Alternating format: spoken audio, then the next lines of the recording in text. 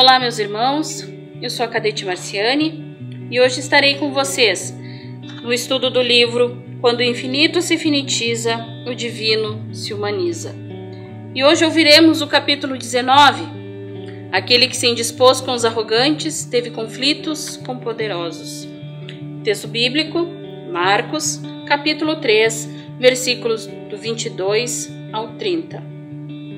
Vou ler na versão Revista e Atualizada, que nos diz assim: Os escribas que haviam descido de Jerusalém diziam: Ele está possesso de Beelzebu, e é pelo maioral dos demônios que expele os demônios. Então, convocando-os, Jesus lhes disse por meio de parábolas: Como pode Satanás expelir a Satanás? Se um reino estiver dividido contra si mesmo, tal reino não pode subsistir. Se uma casa estiver dividida contra si mesma, tal casa não poderá subsistir. Se, pois, Satanás se levantou contra si mesmo e está dividido, não pode subsistir, mas perece. Ninguém pode entrar na casa do valente para roubar-lhe os bens sem primeiro amarrá-lo, e só então lhe saqueará a casa. Em verdade vos digo que tudo será perdoado aos filhos dos homens, os pecados e as blasfêmias que proferirem. Mas aquele que blasfemar contra o Espírito Santo não tem perdão para sempre, visto que é réu do pecado eterno. Isto porque diziam: está possesso de um espírito imundo.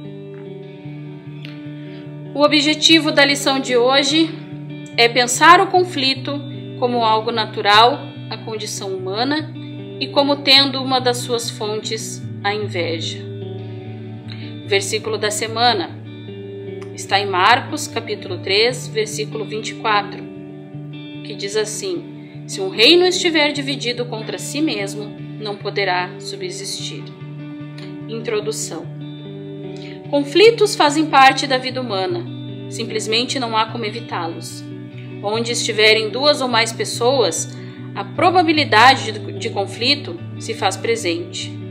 Em si mesmos, eles não podem ser categorizados como bom ou ruim, mas como algo que tem em si o potencial de estimular e dinamitizar o ambiente, mas também de fragilizar, consumir e desencorajar as pessoas que nele estão inseridos. A maneira como lidamos com ele é que faz a diferença. Há líderes que ingenuamente estimulam o conflito, pois o veem sempre como benefício. Há outros que piamente o ignoram, achando que o tempo resolverá.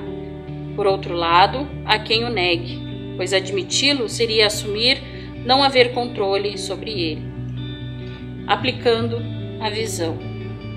As fontes do conflito são variadas e incluem contrariedades, ambiente de fofoca, baixa produtividade, percepção diversa de um problema, sentimento de ameaça, agenda oculta, rivalidades, ruídos na comunicação, falta de confiança, valores divergentes.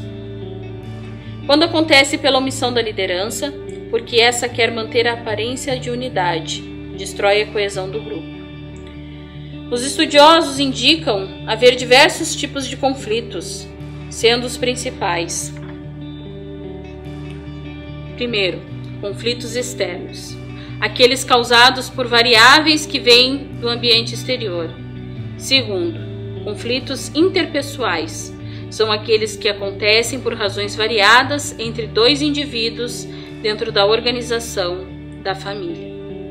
Terceiro, conflitos pessoais, causado pela incoerência entre o que o indivíduo pensa, diz e age ou faz, estressando todo o ambiente. E quarto, conflitos internos, também chamados de intraindividuais ou intrapsíquicos. São aqueles internos e inconscientes ao indivíduo, no qual estão envolvidos desejos, dilemas, angústias, frustrações, traumas, tensões e expectativas.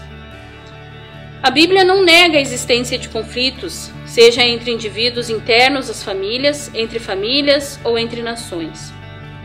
Ao contrário, do Gênesis ao Apocalipse, conflitos não faltam. Alguns poderiam ter sido evitados, outros nem tanto. Alguns podem ser considerados positivos, outros negativos e ainda outros necessários. Olhando o contexto para entender o texto. Diferente do que popularmente se pensa, Jesus teve conflitos diversos e não podia ser de outro modo. Ele se tornou humano, viveu entre humanos e o conflito é parte da natureza humana. Ele teve conflitos por ter curado num sábado, Lucas 6, versículos de 6 a 11. Por ter perdoado pecados, Marcos 2, versículos de 1 a 12. Por ter comido com gente que não tinha boa fama, Marcos capítulo 2, versículos 13 a 17. Por ser diferente de João Batista, isto é, a seta, Lucas 7, 33 e 34. E teve conflitos até com a sua família, Marcos capítulo 3, versículos de 31 a 35. Também aqueles que se comprometeram com Jesus tiveram que enfrentar conflitos. Igualmente, as comunidades formadas ao redor do seu projeto enfrentaram e enfrentam conflitos de ordens diversas. A própria missão junto aos pobres gerou tensão entre as pobres viúvas gregas e os apóstolos. Portanto, há conflitos que são necessários, inclusive para descentralizar o poder de decisão e para que a justiça seja restaurada. Atos, capítulo 6, versículos de 1 a 6. Há conflitos que são cruciais para que preconceitos sejam rompidos e para que a verdade seja estabelecida. Gálatas, capítulo 2, versículos 11 a 14. Há outros que são causados pela imaturidade de um membro da equipe. Atos, capítulo 15, versículos de 36 a 41. O que diz a Bíblia? Na época de Jesus, os escribas, especialistas no estudo, na leitura, na interpretação e na aplicação da lei, eram admirados, respeitados e reverenciados como mestres e doutores da lei. Mateus, capítulo 15, versículo 1 e Lucas, capítulo 5, versículo 17. Eles eram influentes entre o povo e pertenciam aos diversos grupos da religião judaica, essênios, fariseus e saduceus. Eram pessoas de poder, não gostavam de serem contestados, não tinham paciência com aqueles que surgiram com ensinamentos novos, que desafiavam o status e ao mesmo tempo sendo religiosos. Eram capazes de matar ou de mandar matar. Os chefes dos sacerdotes e os mestres da lei estavam procurando um meio de flagrar Jesus em algum erro e matá-lo.